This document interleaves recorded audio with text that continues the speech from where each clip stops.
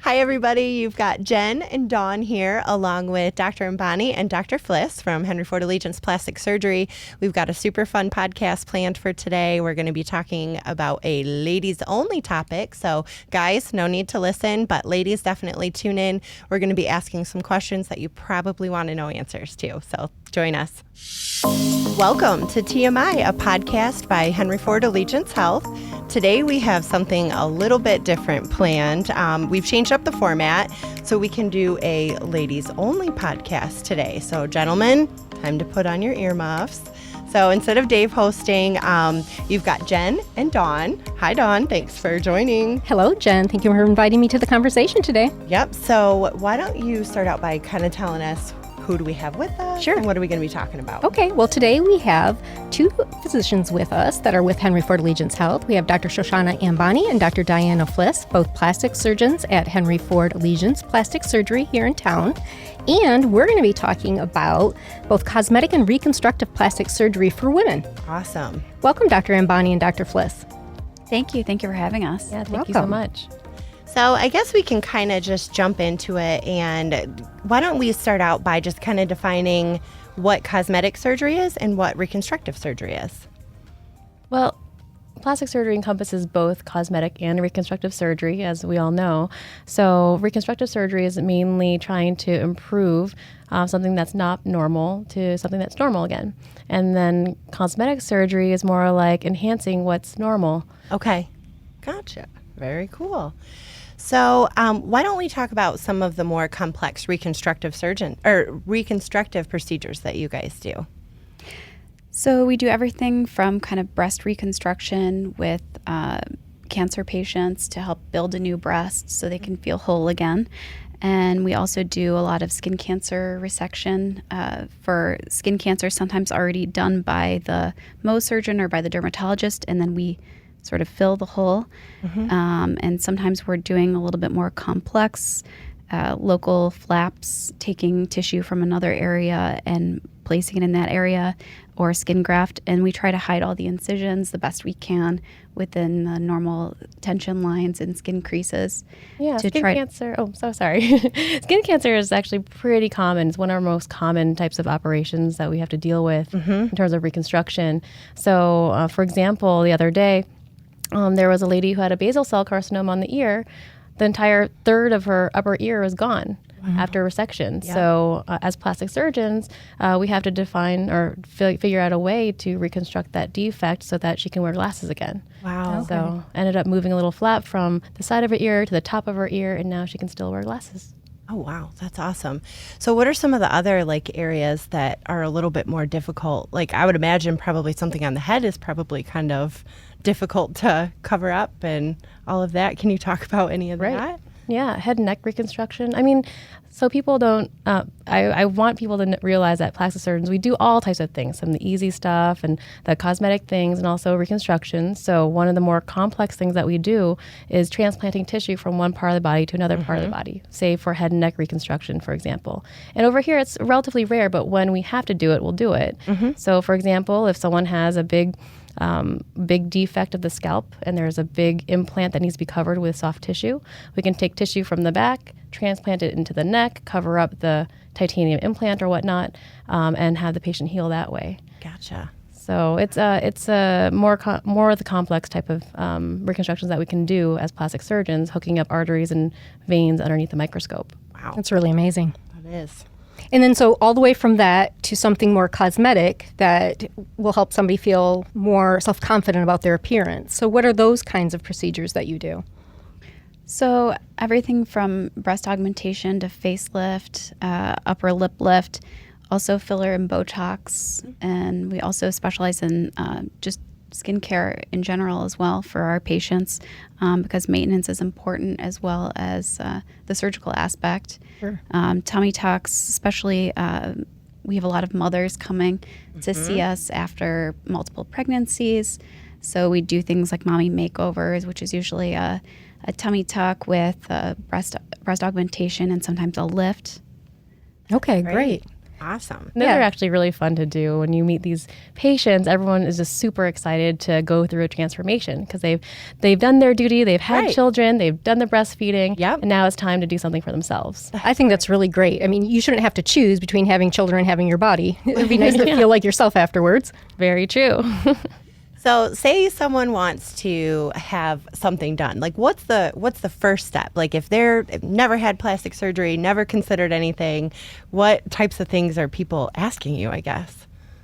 Well, first the patient has to decide on what they want, what their concerns are, and what their goals are from the surgery.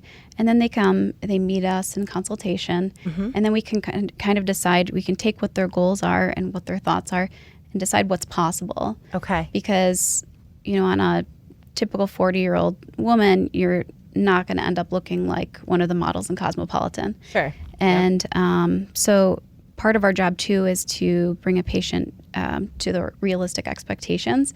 But we always want to restore confidence in our patients and give them a look that they're going to be happy with and that they're going to be confident. That's awesome. So you mentioned earlier some things like Botox and fillers and kind of non-surgical things. I wonder if you could speak a little bit more about that, because I can imagine if somebody's a little apprehensive about actually having a surgery, they might prefer to start on that end of things. Yes, Botox and filler tend to be sort of the gateway. Yes, right. The gateway to plastic surgery. But just because you do Botox and fillers doesn't mean that you're ever going to end up getting surgery. Sure. It's really a personal preference. I would say start with skincare too, though. Start with skincare first, and then maybe Botox and fillers on top of that. Yes, and prevention. Yeah, prevention. For sunscreen. Sure. Yeah, sunscreen is probably the cheapest anti-aging thing that you can do for yourself, and you have to start early, and it's never too late to start. That's awesome. So if I wanted to look a little bit younger, fresher, and you kind of said probably skincare would be, and I have a limited budget, would that be kind of what you would recommend like someone would start with then? I would say so. I mean, start with that. Come and see us for a consultation because we can get you on the right path at least. Just examine your skin, examine your features, because not everyone actually knows what they really want. They want to look refreshed, but they don't know how exactly. So it's nice to have another set of eyes to take a look, and then you can go from there. So you don't have to necessarily have it all figured out by the time you set up an appointment with you guys. That's what you guys are for. Some patients do. Some patients say, oh, you know what? I definitely need my lips filled. Okay. So they knock on Dr. Fliss's door. Yes, we have patients who do a lot of research, and they're even requesting the type of neurotoxin, which is Botox or Dysport, or the type of filler. But sometimes it's not always appropriate, and we have to kind of steer them in the right direction. Okay. Yeah, I was wondering if they kind of just have unrealistic, ideas and what they can do. Jen, I understand you're going to have a minor procedure. I am. What's that now? I am going to try out Botox. So I'm super excited. I'm a little nervous, but I guess I've thought about it for a long time, and it's just like, no, I'm not going to do it. And I think it's fine, and I'm excited, and I'm just hoping, I don't even know what I'm hoping for. And so that's why I'm excited, to talk to you and find out, what would you recommend, and, what should I expect, and all of that. So I'm pretty excited. Yes, I think we can do a good job relaxing the wrinkles between your eyebrows and also the forehead. And preventing the future crow's feet, and give you a little bit of a lateral brow lift, all with some Botox or Dysport. Nice. Yeah, I've definitely heard about patient concerns or just apprehensions about getting Botox. And so if they've never had it before, we always recommend coming in for a consultation, take a look at your face, and then maybe just starting off with a little sprinkle. Nice. Yes, we are very much so for the natural look in our patients. And we by no means do a frozen forehead because I think that just looks very unnatural, especially over time. And it's good to have a little bit of movement, and it just gives you a more natural look. And you also just, as soon as your Botox hits in, you feel very refreshed. Awesome. Dr. Flis, you mentioned some preventative wrinkling with the Botox as well. Could you talk about that? I don't think people realize it can be used that way. Yes, actually, the best time to start is when you first start to see a little bit of a wrinkle, and we call it a static wrinkle, is a wrinkle at rest when you're not animating. And so that's really the best time when you first start to notice those, and then they will actually completely smooth out with the help of Botox or Dysport. And if nothing is done in the meantime, and then you develop a more defined wrinkle and it becomes very deep with time, then at best you can kind of hope to soften it, and at that point you maybe need something like filler a little bit to help fill in the crease as well. Okay. So at what age would someone potentially start considering like a preventative type of procedure then? Are you recommending like in their 20s, or you thinking more like your 30s? It depends on the patient. Some people animate more, and so they're going to be more prone to developing these deeper lines and wrinkles. Sure. It also depends on what they've been doing for skincare all their life too, up to that point. So they can be pretty young, probably 20s. Gotcha. Just for prevention too. So it's not uncommon. Yeah. So, Jen, you had mentioned cost, and I know we talked about the upper lip lift a smidge just earlier. What would be the cost associated with that kind of procedure? So an upper lip lift is something we would do in the office in general, and that would be about $3,000 to $4,000 depending on the patient. And that's a procedure that's for a patient with a elongated distance from the base of their nose to their upper lip, and that elongates over time. Some people just have more of a doughy skin where that is a really long distance from a younger age. And some people are just sick of getting lip filler, and sometimes different practitioners can cause the lip to look a little bit unnatural with prolonged use of filler. And patients are just sort of sick of that look, and they want a more natural, lifted, sexier look to their upper lip. And we just take out a little bit of skin between the nose and the upper lip, and it's all at the base of the nose, and the incision is completely hidden. Okay. And it gives that kind of sexier, more youthful look to the lip. Interesting. I never even knew about an upper lip lift before. I didn't either. That's awesome. Are there any other procedures like that maybe we haven't heard of that people do come in asking for, or maybe you educate them about? Yeah, I mean, there's a lot of procedures for women that we have sort of in our back pocket, you could say. Another procedure that women commonly don't necessarily know about, but become very interested is a labiaplasty. Okay. So labiaplasty is a surgery that's become more popular in recent times. And really, women are becoming really more conscious about how things look down there. And there's several articles that have been come out with in popular fashion magazines, such as Women's Health. They had the 6 different types of labia. Oh my. There's even artwork now, The Great Wall of Vagina by Jamie McCartney. And he literally took 400 women and plaster casted the vagina. And it's really very interesting to look at because no vagina is the same. Right. Because some women have, so the labia minora, which are the inner lips, and then there's the labia majora, which are the outer lips. Everyone looks the same. And really there is this, I think, misconception in the media of like the designer vagina, but really sometimes it's more of a functional procedure rather than a cosmetic one. Because patients, their labia minora can become elongated with childbirth, or say they had a tear during childbirth and the way their physician sewed it up isn't necessarily aesthetically pleasing to them. Also, there can be patients who have a very dark color to the inner the labia minora. Also, it can when they are elongated, they can catch on clothing. They may be unable to insert a tampon because of the redundancy of their skin there. And also, even I've heard complaints such as pain when even riding a bike or sitting down or wearing tight jeans.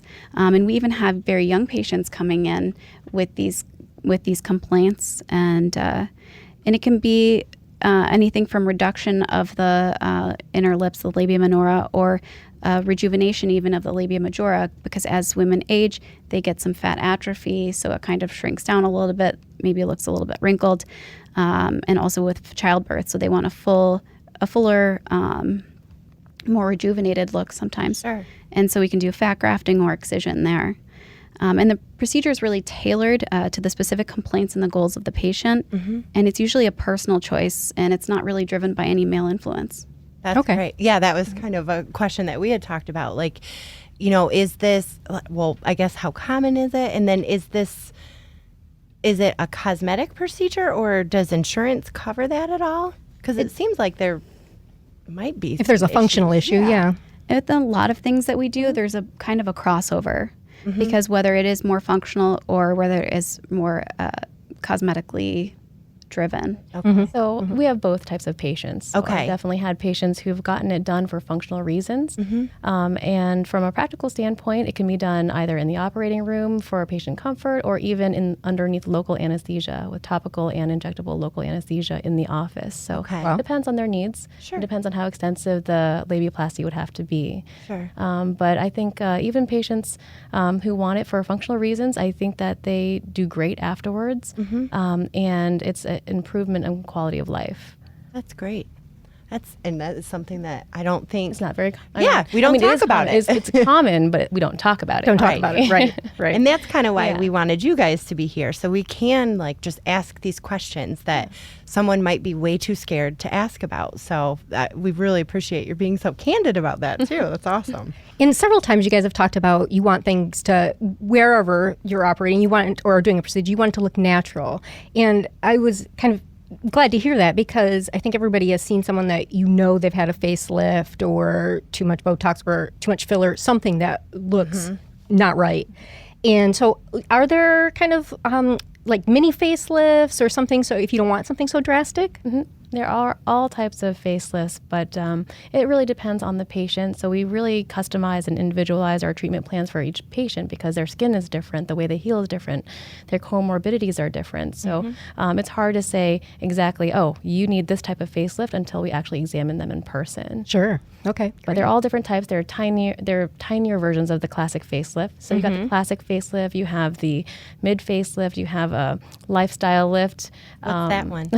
Well, it's something that we don't necessarily recommend because Okay. I would say the longevity of that outcome would probably be 1 to 3 years. What do you say? Okay. Yeah, but it's really just taking skin only, just to get that little nip tuck that everybody wants when they're looking in the mirror and they pinch their cheeks. Yeah, just a little bit of that nip tuck. It's great for a little bit. It doesn't last very long. Okay. But we do talk to our patients extensively about the risks and benefits and this possible scarring and the longevity. And ultimately, it's up to us together to make that decision whether they want to go through with that. Gotcha.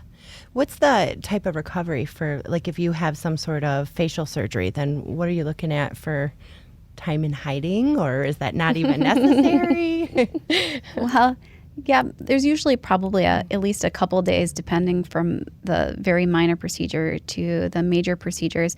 But for a typical facelift, you have about 2 to 3 weeks where you can probably at that point put makeup on, go to the grocery store, and someone who doesn't know you wouldn't know. And more of a 3-month time period between when you could probably go makeup free and even your family wouldn't notice. Gotcha. And about 1 year to be completely healed, for your incisions to fade and hopefully to a thin white line, and you're kind of sort of free to go. Nice. So one of my favorite procedures to do are bilateral upper and lower lid blepharoplasty, and that's for eyelid rejuvenation. It could be done for cosmetic reasons in terms of the upper lids, cosmetic reasons, or for functional reasons if they're having difficulty seeing because the brows are so droopy or there's too much eyelid skin sitting on the eyelashes. So that's one of my favorite types of surgeries to do, and I always tell patients, don't plan any glamour shots for the next 3 to 4 weeks just to make sure all your bruising is gone. Minimum 3 to 4 weeks. Because you never know. If they have a little blood vessel or they have some extra bruising, you don't want them to go and get their wedding photos right after.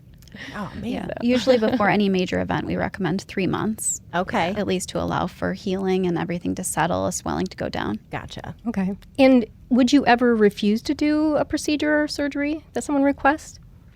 Oh, absolutely. there are many reasons why we would refuse to do surgery. Number one, we have to make sure they're a good surgical candidate. We have to make sure that they're healthy, that they can undergo surgery if it's under general anesthesia, for example, from a cardiac standpoint, pulmonary standpoint, et cetera. From another surgical standpoint, we do not like to do any elective surgery on smokers because smoking is a very serious problem that can cause issues with wound healing, infections, and it really increases complication rates. So any elective surgery, I would say no in smokers. They have to have nicotine out of their system before we do any kind of incisions. Awesome. And that's healthier anyway. So. And there's a test for it. There is a test. Oh, nice. Well, we always talk about, and we always talk about smoking cessation, how important it is, and maybe folks don't always realize what the physiology is behind it. But when you have nicotine in your system, it constricts your blood vessels. That means your blood cannot be carried to the wounds that need to heal, and your blood carries oxygen and nutrients. So if you can't get oxygen nutrients to the areas that need to heal, those areas are prone to breakdown and infection and all the bad things. Right. So, It makes a lot of sense, yeah. Yeah, definitely. So another question that I don't think we added to our little questions for you, but I know a lot of people talk about liposuction. And is that something that, so say someone, they've lost a lot of weight, but they still have a lot of cellulite. Is that what you would recommend? Is that liposuction, or is there really not much you can do? So liposuction is more of a tool after weight loss. Okay. So it's not a solution for weight loss. Sure. And so it's something you can do more in terms of sculpting after someone has sort of achieved a more ideal look for themselves. It is difficult to improve cellulite, but we are hoping to have a machine soon that is the only FDA-approved machine. Right. Cellulite is a totally different problem. It's basically you have interstices of fibrous tissue underneath your skin that are a little bit tighter than the fat that wants to bulge out from it. So the cellulite is kind of the bulging fat. Okay. So if you end up doing more liposuction in those areas, it can worsen the situation. Oh, wow. Cause saggy skin as well. And cause more irregularities. Yeah. Gotcha. So careful. Yeah, for sure. Good to know. Yeah. So you guys did mention some things about prevention. Besides sunscreen, what other kind of skincare would you recommend? So we have things like a vitamin C serum, and those sort of reverse the aging signs, and also early signs of aging as well as prior sun damage that has already been done. And you want to keep your skin hydrated. And there's also anti-aging solutions like a retinoic acid, things that you would use at night to help increase your cell turnover and the production of collagen. And those retinoic acids are very helpful with that. Okay. Yeah, I think skincare for a lot of people can be very overwhelming. There are a million products on the market, so it's really hard to sift through them and figure out what you need for your own skin. So I would say if I were to whittle it down to maybe 3 or 4 things that everybody needs beyond just the normal cleansing and moisturizer, I would say I agree with Dr. Flis, the retinoic acid, tretinoin, that increases cell turnover and collagen formation. You need vitamin C or antioxidant serum so you can prevent photo aging and photo damage, and also smooth over your complexion, particularly if you have dark spots. You need, I would say, hyaluronic acid is pretty good just for hydration, because you need to get those fine lines and wrinkles out by just hydrating. And finally, sunscreen, the best thing. Nice.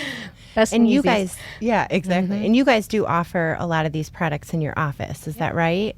Okay. Yes, yeah, we've really tried to simplify it for our patients.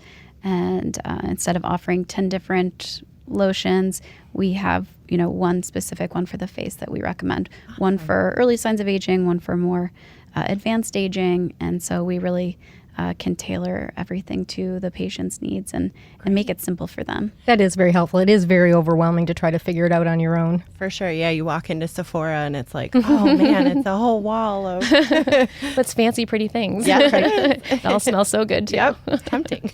And do you do like the things you hear about, like microblading and chemical peels and those kinds of things in your office as well? So we don't do that specifically ourselves, but we do have a med spa or aesthetic medical spa upstairs, and we have wonderful estheticians who can help with those procedures. Great. That's awesome. So we really appreciate you guys just coming here and talking to us. I don't know. Do you have any more questions that? I think you've done a great job of answering. Yeah. Yeah. So again, just thank you so much for being so willing to talk about some of these topics that not everyone necessarily talks about. But anyone that wants to kind of follow you guys and just hear more about what you do, how would we find you on social media? Good question. Yes, and thank you so much for having us. So my Instagram is at Dr. Diana Flis, and my Facebook is either Diana Flis or I have a page, Dr. Diana Flis. Okay. For me, I'm on Instagram as Shoshana MD Plastic Surgery. So just search for me there. On Facebook, I haven't worked on that yet, but I will get there. We do have a plastic surgery Facebook page, I believe, or something like that. Okay, where nice. you can find us as well. Very cool. So what kind of stuff do you guys share on your social media? Are you just sharing like about new things that you're trying out? And I mean, what can someone expect to see when they follow you guys? You can see a couple judicious before and afters. Nice. Maintaining patient privacy, of course. Of course. But also just daily life as a plastic surgeon, as a female plastic surgeon, as a surgeon mom, things like that. Very cool. Well, I think that we've kind of covered everything that we wanted to. And again, thank you so much for joining us today. If you want to hear more of our podcasts, visit henryford.com/podcast, or you can subscribe via iTunes or Anchor or any other ways that you get your podcasts. So again, Dr. Ambani, Dr. Flis, and Dawn, thank you all so much. Thank you too. Yeah, thank you so much for having us.